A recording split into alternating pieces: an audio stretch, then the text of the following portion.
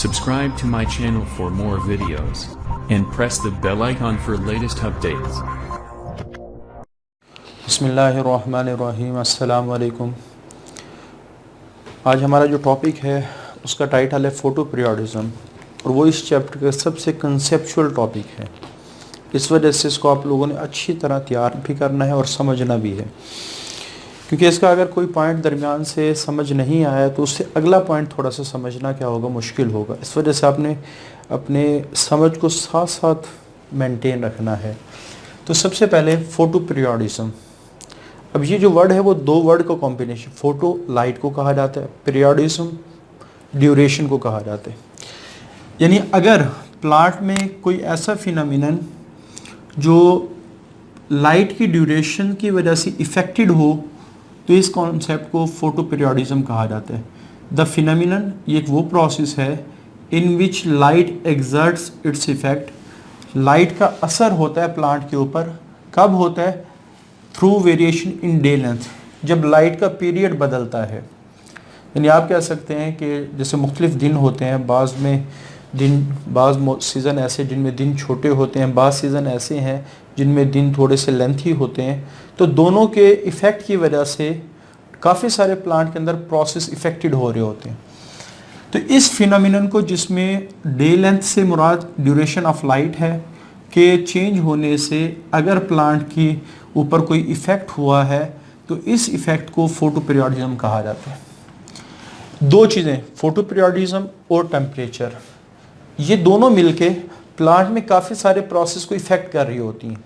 जैसे फ्लावरिंग किस वक्त होगी, कि प्लांट में फूल कब निकलेंगे, सीड प्रोडक्शन, प्लांट में सीड कब बनेगा, फ्रूट प्रोडक्शन कब होगी, बड डॉर्मेंसी कब होगी। बड डॉर्मेंसी से क्या मुराद है? बड कहते हैं एक आउट ग्रोथ को, आउट ग्रोथ, ठीक हो गया।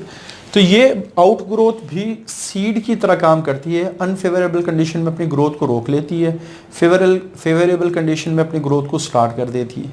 तो बड डॉर्मेंसी, बड की वो कंडीशन जब अपनी ग्रोथ को वो रोक ले तो ये बड डॉर्मेंसी कहलाती है। सीड डॉर्मेंसी, जब सीड अपनी ग्रोथ को रोक ले। लीफ फॉल, पत्तों के गिरना।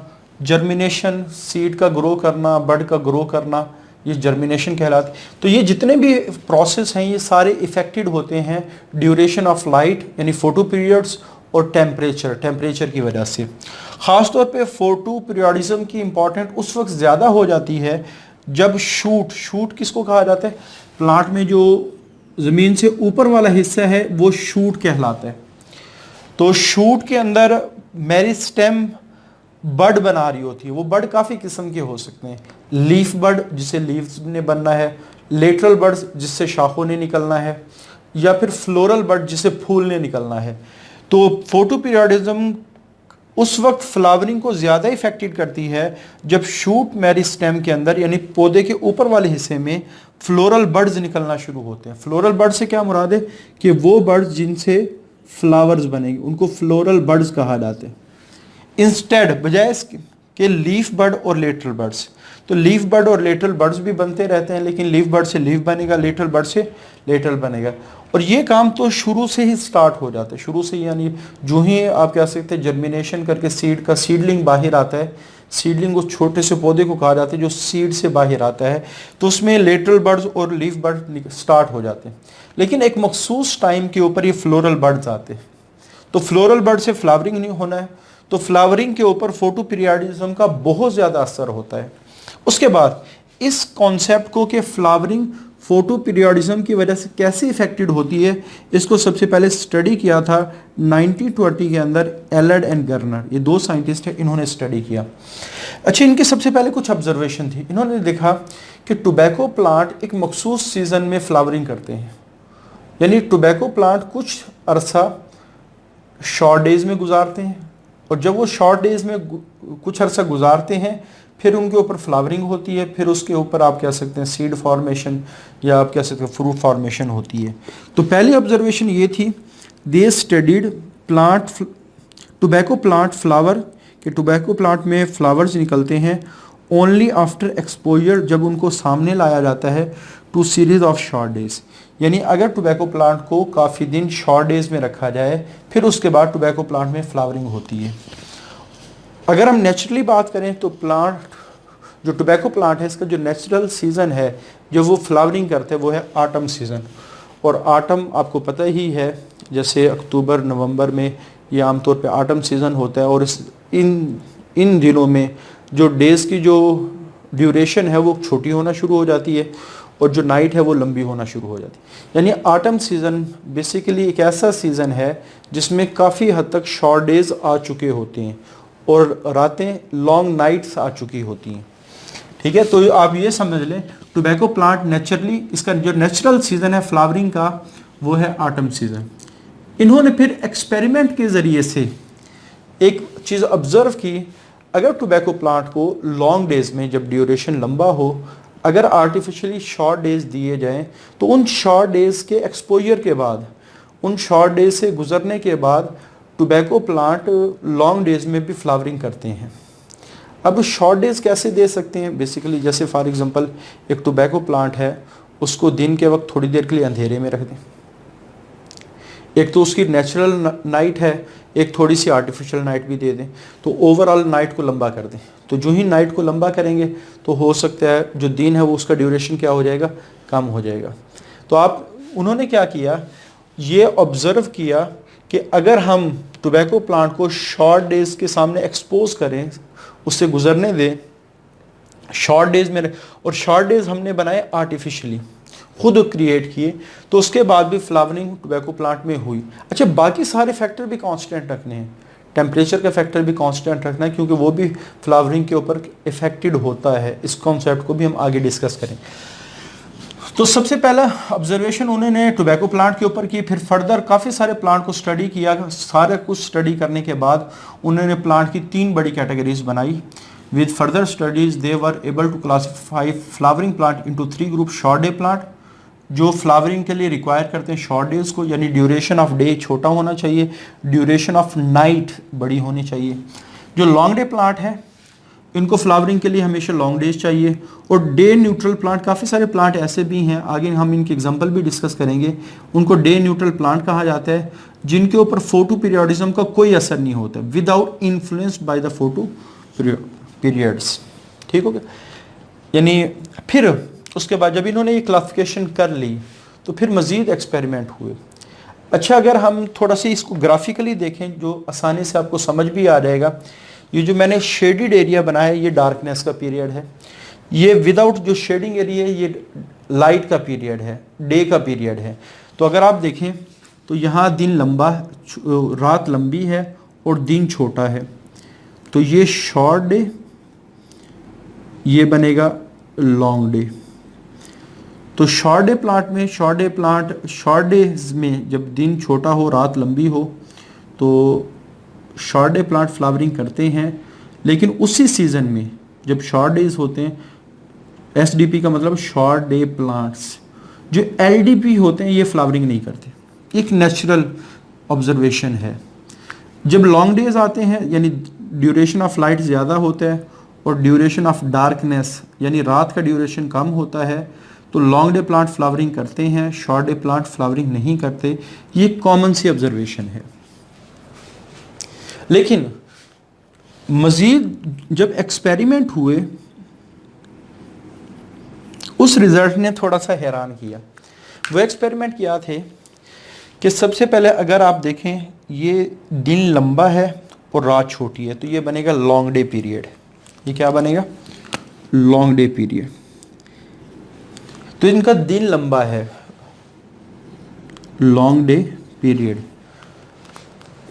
तो जो चीज़ लेंथ में ज़्यादा थी, साइंटिस्ट ने क्या किया, उसकी लेंथ को ब्रेक किया। ब्रेक से क्या मुराद है? इंटरप्ट किया।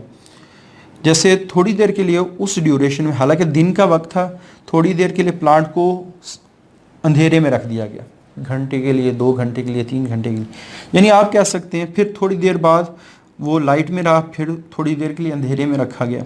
यानी इनके दिन को डार्क पीरियड के ज़रिए से इंटरप्ट किया गया पहले एक्सपेरिमेंट में।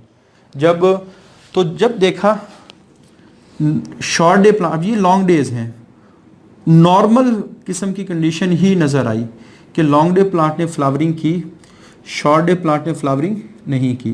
यानी जो आम तौर पे कंडीशन थी, long day plant long days में फ्लावरिंग करते हैं, short day plant long days में फ्लावरिंग नहीं करते।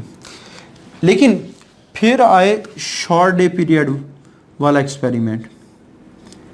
तो शॉर्ट डे में लाइट चूँकि लेंथी होती है, इस वजह से साइंटिस्ट ने क्या किया कि रात को इंटरप्ट किया। इंटरप्शन से क्या मुराद है, जब रात का वक्त था तो प्लांट को कुछ देर के लिए रोशनी में रखा गया। यानी आप कह सकते हैं पहले अंधेरे में रखा गया, फिर रोशनी 1-2 घंटे के लिए रोशनी दी गई, फिर अंधेरा, फिर 1-2 घंटे के लिए रोशनी दी गई, फिर अंधेरा, यानी रात को डिस्टर्ब किया गया। ऊपर वाले एक्सपेरिमेंट में दिन को, क्योंकि उनका दिन लंबा था, यहाँ रात लेंथी है, तो जब रात को इंटरप्ट किया गया तो यहाँ रिजल्ट थोड़े से डिफरेंट आए। हालांकि ये शॉर्ट डेज का सीज़न है, लेकिन शॉर्ट डेज प्लांट ने फ्लावरिंग नहीं की, लॉन्ग डे प्लांट ने फ्लावरिंग की। तो साइंटिस्ट ने फ़ौरन ही अपना थोड़ा सा कॉन्सेप्ट बदल दिया। लगता है ऐसा है कि दिन की इंटरप्शन से प्लांट इफेक्टेड नहीं होते, नाइट की इंटरप्शन से प्लांट इफेक्टेड होते हैं। तो इसका मतलब है कि नाइट ज़्यादा अहम है, क्योंकि अगर जो चीज़, अब जैसे फॉर एग्जांपल सपोज मैं एक बात कहता हूँ कि एक शख्स बहुत खरबपति है, अगर कोई 1-2 लाख की चोरी उसके घर हो भी जाए तो उसकी सेहत पे कोई असर नहीं पड़ता। तो इसका मतलब है पैसा उसके लिए इतना इम्पोर्टेंट नहीं है, क्योंकि पैसा है ही इतना ज़्यादा। लेकिन एक बेचारा जिसकी सारी ज़िंदगी की कमाई ही 10 लाख रुपए थी, किसी ने 3-4 लाख रुपए चोरी कर लिया, वो परेशान होगा। तो इसके लिए इसका मतलब है कि उसके लिए पैसे की वैल्यू है, क्योंकि उसके पैसे से निकलने की वजह से वो डिस्टर्ब हो गया। तो पहले एक्सपेरिमेंट में दिन को डिस्टर्ब किया गया तो प्लांट की सेहत पे कोई असर नहीं पड़ा। दूसरे एक्सपेरिमेंट में जब नाइट को डिस्टर्ब किया गया तो प्लांट की फ्लावरिंग चेंज हो गई। शॉर्ट डे प्लांट जो फ्लावरिंग करने चाहिए तो उन्होंने नहीं की, और लॉन्ग डे प्लांट ने फ्लावरिंग की। तो इसका मतलब ये हुआ, इसके डिस्टर्ब करने से चूँकि फ्लावरिंग इफेक्टेड हुई है, तो नाइट ज़्यादा क्रिटिकल है, इम्पॉर्टेंट है देन डे से। ठीक है, तो यहाँ से एक छोटा सा कॉन्सेप्ट बदला, क्लासिफिकेशन को थोड़ा सा मॉडिफाइड किया गया। लेटर ऑन बाद में फर्दर स्टडीज मजीद जब एक्सपेरिमेंट हुए, indicated it is rarely length of dark, ये अंधेरा है, ये रात है, विच इज़ मोर क्रिटिकल, जो ज़्यादा अहम है प्लांट के लिए। कैसे? जैसे अभी हमने कहा कि शॉर्ट डेज प्लांट और रियरली लॉन्ग नाइट प्लांट। फिर हमने चूँकि पहले डे के लिहाज से क्लासिफिकेशन की थी, तो डे तो इतना इम्पॉर्टेंट नहीं रहा, नाइट ज़्यादा इम्पॉर्टेंट बन गई, तो नाइट के लिहाज से क्लासिफिकेशन हो गई। जो शॉर्ट डे प्लांट है उनको क्या बना दिया गया, लॉन्ग नाइट प्लांट बना दिया गया। Because if grown in short, अगर शॉर्ट डे प्लांट को शॉर्ट डेज में ग्रो करवाया जाए, नाइट इज इंटरप्टेड, और उनकी रात को डिस्टर्ब कर दिया जाए, यानी लंबी रात को डिस्टर्ब कर दिया जाए, flowering can be prevented, flowering prevent हो जाती है, फ्लावरिंग रुक जाती है। तो इसका मतलब है रात की इंटरप्शन से प्लांट की सेहत पे असर पड़ रहा है, तो रात की इंटरप्शन प्लांट के लिए इंपॉर्टेंट है। Long day plant flower if night of short day interrupted, तो इस सीजन में जब हम रात को इंटरप्ट करते हैं तो जो लॉन्ग डेज होते हैं वो फ्लावरिंग स्टार्ट कर देते हैं। तो ये दोनों एक्सपेरिमेंट ये शो कर रहे हैं, लगता है ऐसे कि नाइट की ज़्यादा अहमियत है एज़ कम्पेयर टू डे। तो फिर सारी क्लासिफिकेशन बदल गई, जो शॉर्ट डे प्लांट थे वो लॉन्ग नाइट प्लांट बन गए, जो लॉन्ग डे प्लांट थे वो शॉर्ट नाइट प्लांट बन गए, और जो डे न्यूट्रल प्लांट थे वो as it is day neutral या नाइट न्यूट्रल प्लांट बन। यानी क्लासिफिकेशन में थोड़ी सी मॉडिफिकेशन की गई कि नाइट के लिहाज से भी क्लासिफिकेशन की गई, टर्म को बदला गया। क्योंकि जब भी हम किसी चीज़ को नाम देते हैं, काफ़ी सारे नाम ऐसे हैं जो उसकी क्वालिटी को इंडिकेट कर रहे होते हैं। तो लॉन्ग नाइट और शॉर्ट डे प्लांट मतलब दोनों का एक ही है, लेकिन जब हम कहते हैं लॉन्ग नाइट तो हम ये समझते हैं कि नाइट चूँकि ज़्यादा इंपॉर्टेंट थी, इस वजह से उसको नाम में मेंशन किया गया। तो यहाँ से थोड़ा सा एक्सपेरिमेंट मज़ीद फिर आगे चला। हम जैसे कुकेलबर एक प्लांट है, कुकेलबर एक प्लांट है, ये शॉर्ट नाइट प्लांट है। अभी हमने डिस्कस किया कि शॉर्ट नाइट प्लांट की अगर नाइट इंटरप्ट हो जाती है तो शॉर्ट नाइट प्लांट फ्लावरिंग नहीं करते। लेकिन फिर बाद मज़ीद देखा गया कि ये जो लाइट है ये किस किस्म की इस्तेमाल हुई ये भी इफ़ेक्ट डालती है। जैसे हमारे पास रेड लाइट, आम तौर पे जो रेड लाइट की रेंज है वो तकरीबन 620 से 750 तक होती है, और जो 620 से 690 है ये प्योर रेड लाइट है, ये बात आपने याद रखनी है। और 690 से ये फॉर रेड लाइट है, इसको फॉर रेड लाइट कहा जाता है। तो ये हमारे पास रेड लाइट की रेंज है। डिफरेंट बुक में इसकी वैल्यू डिफरेंट हो सकती हैं, तो जिस बुक से मैंने पढ़ा है मैं उसके लिहाज से आपको ये वैल्यू मेंशन कर रहा हूँ। 620 690 ये क्या है, रेड लाइट है जो प्योर रेड लाइट कहलाती, और 690 से 750 के दरमियान ये फॉर रेड लाइट कहलाती। ठीक है, तो हमने अगर किसी शॉर्ट डे प्लांट जैसे कुकेलबर एक शॉर्ट डे प्लांट था, इसकी नाइट को इंटरप्ट किया तो इसमें फ्लावरिंग नहीं होती। लेकिन मजीद जब एक्सपेरिमेंट में देखा गया अगर हम इसकी नाइट को इंटरप्ट करते हैं रेड लाइट तो शॉर्ट डे प्लांट यानी कुकेलबर में फ्लावरिंग रुक गई।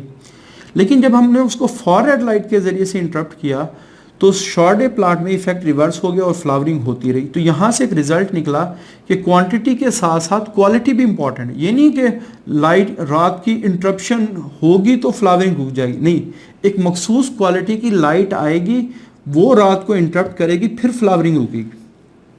तो यहाँ से थोड़ा सा मज़ीद एक्सपेरिमेंट आगे जब बढ़ा, मज़ीद रिजल्ट जब आगे आए तो पता चला कि क्वांटिटी के साथ ड्यूरेशन के साथ क्वालिटी यानी किस किस्म की लाइट इस्तेमाल वो भी इम्पॉर्टेंट है। हमने इंटरप्शन के लिए जो क्वालिटी की लाइट इस्तेमाल की उस पर भी डिपेंड करता है कि इफ़ेक्ट होना चाहिए या नहीं होना चाहिए, इंटरप्शन होनी चाहिए या नहीं होनी चाहिए। उसके बाद फिर एक और एक्सपेरिमेंट हुआ। अच्छा, ये जो मैं एक्सपेरिमेंट के रिज़ल्ट निकले हैं लिखे हैं, ये जो रियल एक्सपेरिमेंट थे उससे थोड़ा सा मैंने मॉडिफाई किया है। ये एग्जैक्टली रिज़ल्ट नहीं है, लेकिन इस तरह के आप इसको कह सकते हैं 60 to 70% उन रिज़ल्ट से मैच करते हैं। लेकिन समझाने के लिए मैंने अपने अंदाज में इन रिज़ल्ट को लिखा है। तो सबसे पहले जैसे फॉर एग्जांपल एक शॉर्ट डे प्लांट है, कुकेलबर ही लगा लें। शॉर्ट डे प्लांट में उसके 6 ग्रुप बनाए गए और 6 ग्रुप को 10 दिन तक जो रात है 10 दिन तक उनकी रात को इंटरप्ट किया गया। शॉर्ट डे प्लांट है, अगर रात को इंटरप्ट करें फ्लावरिंग नहीं होती, अगर रेड लाइट के साथ इंटरप्ट करें तो फ्लावरिंग नहीं होती, अगर फॉर रेड लाइट के साथ इंटरप्ट करें तो फ्लावरिंग होती है। ये भी हमने डिटेल में डिस्कस किया है। तो यहाँ से 6 ग्रुप प्लांट के बनाए। पहले ग्रुप को 10 दिन मुसलसल जो रात की इंटरप्शन होती रही है वो रेड लाइट, तो जब फ्लावरिंग चेक की गई तो 14% हुई। फिर दूसरे ग्रुप में 10 दिन मुसलसल फॉर रेड लाइट एग्जर्ट की गई और बाद में रिज़ल्ट चेक किया गया तो 85% फ्लावरिंग हुई, यानी 14% का मतलब है आलमोस्ट ना होने के बराबर, और 18.5 का मतलब है बहुत अच्छी फ्लावरिंग। फिर उसके बाद तीसरे ग्रुप में 10 दिनों को 2 पोर्शन में डिवाइड किया गया। पहले पोर्शन में रेड लाइट, अगले पोर्शन में फॉर रेड लाइट। तो जब रिज़ल्ट देखा गया तो यहाँ रिज़ल्ट 84%। अच्छा, उसके बाद चौथे ग्रुप में उन 10 दिनों को 3 पोर्शन में डिवाइड किया गया। पहले पोर्शन में रात को इंटरप्ट किया गया रेड लाइट, अगले पोर्शन में रात को इंटरप्ट किया गया फॉर रेड लाइट, उससे अगले पोर्शन में रात को इंटरप्ट किया गया रेड लाइट।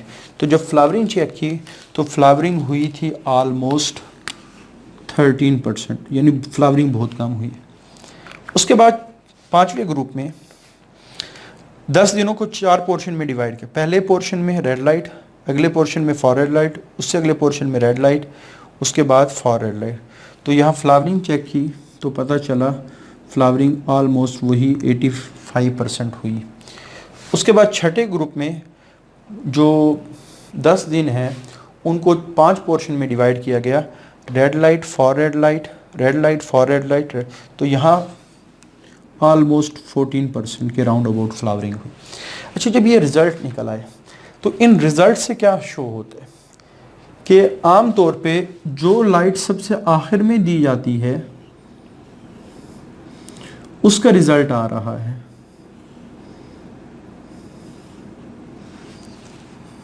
ये आखिर में तो फ्लावरिंग नहीं हुई, ये फार रेड लाइट फ्लावरिंग हुई, रेड लाइट फ्लावरिंग नहीं हुई, फार रेड लाइट फ्लावरिंग हुई। तो यहाँ से जो लास्ट लाइट ट्रीटमेंट है इट में एक्सर्ट द इन्फ्लुएंस, वो अपना रिस्पॉन्स जनरेट करती है। उसके बाद जब ये सारी चीज़ें क्वालिटी क्वांटिटी, उसके बाद लास्ट लाइट ट्रीटमेंट, ये सारी एक्सपेरिमेंट के ज़रिए से जब रिज़ल्ट आए तो साइंटिस्ट ने सोचा कि ये रिज़ल्ट आ क्यों रहे हैं ऐसे। तो फिर जब मज़ीद रिसर्च हुई तो पता चला कि प्लांट में ख़ास किस्म के प्रोटीन है जो ब्लू सेंसिटिव प्रोटीन है, जो लाइट ब्लू कलर की है, ब्लू पिगमेंट है, लाइट सेंसिटिव प्रोटीन है जिसको फाइटोक्रोम कहा जाता है। इन फाइटोक्रोम्स की वजह से ये सारे रिजल्ट्स आते हैं। इन फाइटोक्रोम्स के का क्या रोल है इसको हम डिस्कस करेंगे अगले लेक्चर में। ये जितने भी रिजल्ट आ रहे हैं ये सारे के सारे किसकी वजह से आ रहे हैं? फाइटोक्रोम्स के इंटर कन्वर्शन की वजह से आ रहे हैं। अब इंटर कन्वर्शन से क्या मुराद है इसको हम डिस्कस करेंगे अगले लेक्चर में। तो इस लेक्चर को आपने अच्छी तरह जहन में बिठाना है, एक एक पॉइंट आपको क्लियर होना चाहिए। जब तक ये एक एक पॉइंट आपको इस लेक्चर का क्लियर नहीं होगा, जो अगला टॉपिक है या जो उससे अगला टॉपिक है वो आपको बिल्कुल समझ में नहीं आएगा। तो इस वजह से इस लेक्चर को आपने जितनी दफ़ा जब तक क्लियर नहीं होता आपने इस लेक्चर को बार बार सुन के अपने इस कॉन्सेप्ट को क्लियर करना है। आज के लिए इतना ही। अल्लाह हाफिज़। Subscribe to my channel for more videos and press the bell icon for latest updates.